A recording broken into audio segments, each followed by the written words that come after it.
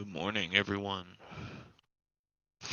This is Necro, Nathaniel Necromancer at the Aramanic Ministry, bringing you today your first episode of Sermons from Hell. Today, I will be speaking on Children of the Beast. And you may ask, why am I speaking on Children of the Beast?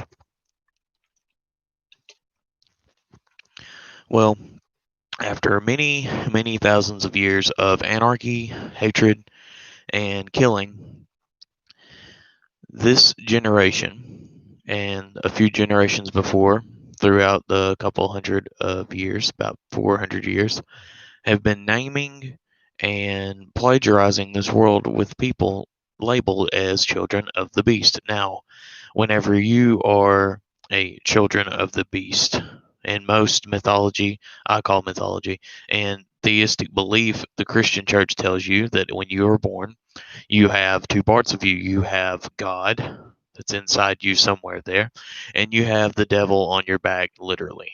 And you are a child of the earth. Now, whenever you are saved, baptized by some religious beliefs and practices, you have to be saved and baptized in water. And then that's a whole other video about baptism and sprinkling and or submerging. Now in the Bible it does speak on submerging and says that you should be fully submerged, and then there's other places where it says they sprinkled oil or water on top of someone to bless them, mostly children. But anyway, past that point, the children of the beast are our generation. Thereafter the information of the Bible was created, and I do believe that when a religion comes upon the earth or comes upon people, it will form and create void. And what I mean by that is it will create an area for people to relay information and create new information that will um, carry along a new belief system. So, demons and angels, that came from Christianity. A lot of these things, a lot of these words come from Latin, which was primarily Christian. Before that, they were pagan. They believed in many gods and many deities. They believed in many ways of life and that you didn't have to follow each god. So they had a little bit of freedom inside of that. Now, Children of the Beast, again, here we go. Uh, there were rituals done back in those days with animals. Killing the animal, roasting the animal, eating the animal was a big religious to do in the world of ancient and near the age of the Viking gods. And after that, this still happens today as people get together for a barbecue and roast an animal and then eat it together. We call it different things now, and we've changed the names as to why I said that new religion brings void into the earth, and that's a good thing. It brings new light and new thinking. The reason I want to talk about the children of the beast this morning is because I don't necessarily believe that we are all doomed to some suffer of hell. I do believe in all deities, all religions, and any way of thinking that you can think. I'll say, yeah, sure, why not? Because in the end, we really don't all know who is right and who is wrong. Who is wrong? So we just need to keep up with ourselves and make sure whatever we're teaching that we're living and that we're prospering, that we're putting a positive light to others and helping each other. Regardless of that, um, philosophy right there, thousands, millions of people still believe that if you're not saved by blood of Jesus Christ, which is a ritual blood of Jesus Christ spread upon you, ritual to cleanse every sin, ritual, and it's nothing demanding or bad. It is demanding. It's nothing bad per se. It's lied about as to what you really are doing when you are baptized. That is a ritual. Now, a long time ago, in a galaxy far away in the world of the Bible, over in the African slash Middle Eastern areas of close to Egypt and in around those areas, there were some rituals that people would take place in. They would take many animals of different kinds, goats, birds, fowl of the air, and beasts of the land, and things like that. See, and they would cut them into different parts. They would dig a trench, lay these pieces of the animals to drain their life force into this trench, and two men one at the other end and one at the end where I would be standing. They would walk toward each other, they would pass one another, and as they passed one another, they would place their hand on the inside of the left leg. And I'm not talking about on the crotch area. Wow, sorry. Not talking about the crotch area. We're talking about right here, right here. So, right here on my leg, right here. So, on the inside of another person's leg. And this symbolized a promise, or what you could say a covenant, a collection of promises to be fulfilled or to be kept. So, much like the ancient law in which Christians deem worthy to retribute and put pain and dealing upon people these days, I'd like to tell most of the Christians they're wrong for doing that, and I was one of them. Um, I remember I had a friend named Marco Para, and me and him, me and him had some dealings. You'll notice sometimes that my voice just kind of cracks. It's nerves, but anyway, it's okay. It's okay. We're dealing with it. So anyway, my friend Marco Para, I talked to him multiple times one day at school, and I started carrying tracts whenever I was a Christian. And he read one of them. He got enthused off of it, and he was like, "What is this?" And so I explained what Jesus is and all this stuff. Well, eventually, about a month later, he became saved, baptized, went to church, yada, yada, yada. Well, in the end, I think about these times like this, and maybe I was forcing someone into something that they weren't really wanting to be a part of. And you know what? I mean, church isn't a bad thing. Religion isn't a bad thing, but if it keeps you from your family and it doesn't help you yourself prosper, and that means mentally or suggestively. And what I mean by suggestively is if you're a farmer and you grow up learning how to farm, uh, suggestively your father or mother you may end up with a ranch one day because suggestively that was the position you were in. See, the job that you have suggests that you do anything in your power to keep what you have going. So when you join a church, they suggestively ask you, like I do kind of, to go out and find people that need someone to talk to. And the reason that I use suggestion and all these other things is today's video, The Children of the Beast, we are talking about real children, not just people who don't believe what you believe in. We're talking about real children here and the impact that theological belief can have on their lives. Now, the reason I say this is if you say, well, look at you, guy. You said you were a preacher and all these things before. Why aren't you still in church? You're backslidden, aren't you? And all these other nasty, mean things that you could say to somebody that could just make them feel bad about themselves to do what you want them to do. And in a Christian church, that use gets used a lot. So let's just get that out of the way and let's just say this, though. The reason that adults teach their children what they believe is because that's what they want them to do whenever they grow up, because that makes them happy. Point blank. And we're going to get past that. We're going to move on to the next point of this. Whenever you're taught to go to church your whole life and you decide that that's not what you like to do as a child or even as a young teen or as an adult, you learn to do what you hate and you put up with this your whole life. And when you go to your job, you'll have a crap job. And regardless of how much money you make, you will still stay at that job every single week and you don't want to ever go to work. You should still stay there though and you don't prosper. We don't make a lot of money in our household, but we make enough that we can pay our bills, and that's good. As long as we can afford to help people on the internet, as long as we can afford to pay our bills, I'm fine. And I know that my wife is fine. And I know that we're going to make everything happen. And that brings up another reasoning behind talking about our children and this generation of kids who are lost. Okay, listen. Kids these days, when they're 12, 8 years old, 8 to 12 years old, they're already dressing and talking like adults.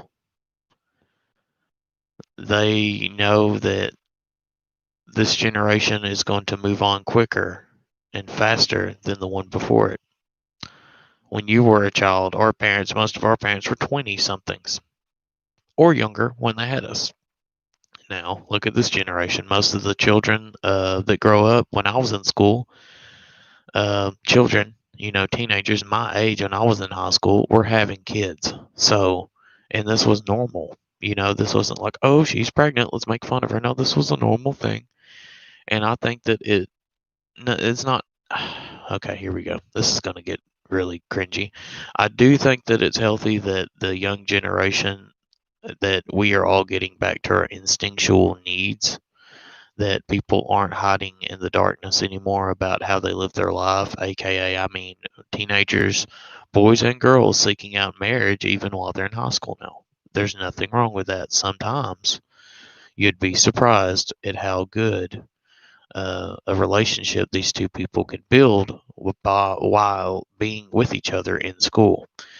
That's another thing too. Sex is one thing. That's a little bit of a something that we're not going to talk about because that's more of a law-abiding thing, and that's just in this country we have no fit to see what we see as good or bad with sex and stuff like that. Because as well as I do, teens are going to have sex, and we can't stop them from that. You can't sit there and condone condoms to them. That'd be like saying, okay, if you want to drink your first beer, let's just drink it here. And you're then thus condoning drinking and then condoning to drink with someone underage. And that doesn't, I don't care if they are 16. I don't care if he is my son. I don't want to do that. I said that I could do that whenever I was going to bring up kids, before I had any children in my life, and then I got three of them dropped right in my lap, and I loved it. But I also learned that there's some mistakes in my thinking that I made that was wrong. So, as a person that has been a parent that knows what it's at least like to have children, um, and dealing with them at younger age and older age, and seeing development versus not having religion versus having religion. Your religion can teach you culture, and your culture can teach you your daily ritual. And your daily ritual can be as simple as getting up every day and going to work. If we don't teach our kids now to seek knowledge and to find a fire within their little soul to carry them on to this next world that we all never know what it is, who are you to hold them back from finding out about Araman? Who are you to hold them back from finding about atheism? Who are you to hold them back from finding out about Buddhism? How about Muslim? How about a whole nation of people that we, as America, still have under ban? Muslims. They need to lift that ban. There's a lot of stuff that's been banned, and they don't need to be under the banned bracket anymore. They should have never been under the banned bracket in the first place. But since this country believes the way it does, we are good at putting labels on people. If we don't learn to stand up for what we really believe in, if we don't learn to take care of one another, our parents and our children will always be in pain. At the Aramanic ministry page, I have uploaded a few videos, and you should go look at them. One of them is I started my own devil church, which is about a man in Oklahoma, started his own church, and his daughter went through repercussions because of it. His family in general went through repercussions because of this, and his daughter mainly, it seems that at first that maybe the daughter doesn't like her dad doing what he's doing, but in reality she really just wants them to be accepted. She wants to be able to do this too.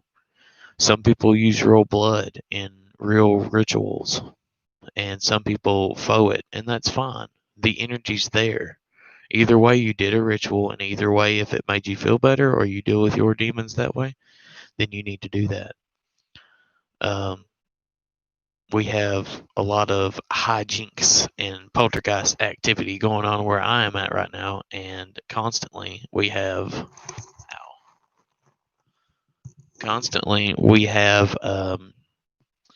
things going off and such like that. And see, if I was dogged down to one belief as to be Christian, I might think that there's just demons floating all around me trying to eat my face off. But in reality, really all it is It's probably just some kind of electrical short circuit anomaly that's happening with all my electronics.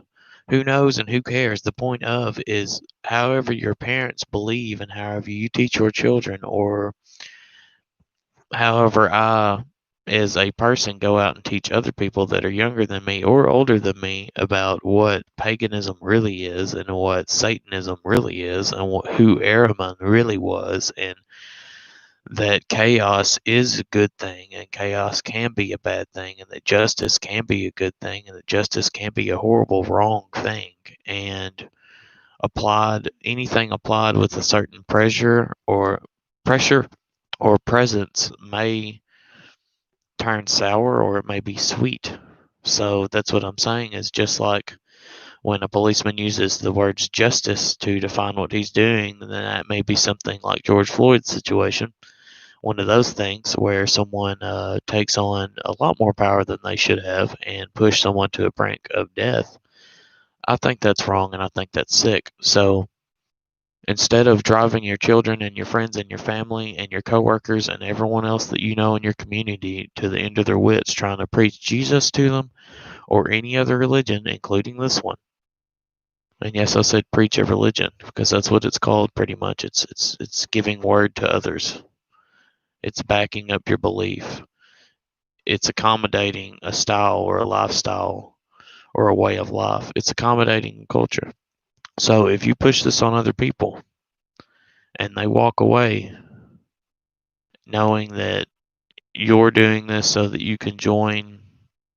can join up with you or something to make them feel fulfilled, that they have more people around them that feel just as bad as they do. And sometimes in a Christian lifestyle or even any other religious lifestyle, you may feel that if someone else isn't following your path, that you're all alone. That's why the Aramanic ministry is here. That's why we have these messages put up on YouTube. That's why I get on here and speak periodically, because I know that there's some people out there that are alone that don't know how to make the decisions they're wanting to make. And guess what? I'm right here in Mount Pleasant, Texas. So I know there are people that are dealing with this because all of our parents are primarily Christian. And if they're not a Church of God, then they are Adventist, or they are some type of Lutheran or Baptist, primarily Baptist for the most part is Baptist, and all different types of Baptist. So the pagan community is very small. They're very seldom. A lot of our people, I call them our people, a lot of our pagans that are running around out here really don't know a whole lot. They know enough off of Wikipedia that they sort of know a few names of demons or such, or a god or goddess that they've keyed in on that they like, that they started following. And you can give devotion, but until you really want to make yourself someone else and really give your devotion to something, you have to choose that, and no one else can choose that for you. And you have to find out where that devotion is going to be placed. You can't be set up in life. You can't have your father or mother give you $10 million and just say, "Here's your life in front of you. It's set." You can't have your mother and father say, "Okay, you're going to be a Catholic and your life's going to be set. You're going to be just fine." Do they not ever think that that child's going to question what they believe in? And then you get mad at your child for not believing what you believe in, and then your life runs rampant and it's hard and you make mistakes, and then you blame yourself, and then you blame them, and then it's a vicious circle, you see. Whose fault is it anyway? Is it my fault for rebelling? Is it your fault for teaching me? Whose fault is it really? That doesn't matter. The point is, like I tell my wife and my kids, if you want a vicious circle to stop saying you're sorry. Stop feeling bad for yourself that you did something wrong or that upset someone. Just like in a martial arts dojo, you don't whine and complain about what you screwed up on or that you're so sorry that you won't do it again. You just do different. If you go into life, if you go into your mind dojo knowing and thinking, "I'm going to fail," and then you fail, and then you complain to yourself or tell others you're sorry, you will fail every time. If you don't go into your mind dojo every day, knowing and thinking I will improve, though my level of skill may be low now. I will improve and I will get better and I will be a better person. This goes for the adults out there. This goes for the children out there. This goes for the teens. This goes for the elderly. This goes for your dog, your cat. This goes for your freaking goldfish in your bowl. If you aren't happy where you're at, if you aren't happy with who you are, then search yourself. Open your religious life up. Open your cultural life up. Let your kids experience what it's like to be pagan for a month. Do some research yourself and buy them some stuff. If your kid likes Harry Potter, chances are they wish they could be a pagan in real life. And you know what? You can. There doesn't have to be any flim flam fancy magic bullcrap. You don't even have to call a demon if you want to, but what I'm telling you is that the options are out there, damn it. And if all these people keep on hiding their children and hiding themselves from all this information and not finding them a real lifestyle that really helps them be who they can be at their best, then shame on us all. So, without any further words, besides these, this is Nathaniel Necromancer at the Aramenic Ministry at Facebook, YouTube, Radio Dead Studios, recording here today. And I'm signing off. There will be another sermon from hell posted today, number 2. I will keep you guys posted. Please share, like, and comment, and share our page on Facebook. Let's get some more people up in here. Let's get these memberships going. We don't want your money. We just want your time, just for a minute. A few minutes a day, 20 minutes at most a day. If you want to watch the first video right now and then wait till tomorrow, go ahead. It's fine. We're going to teach each other. And if you guys have any questions, I know that I put up on the post there.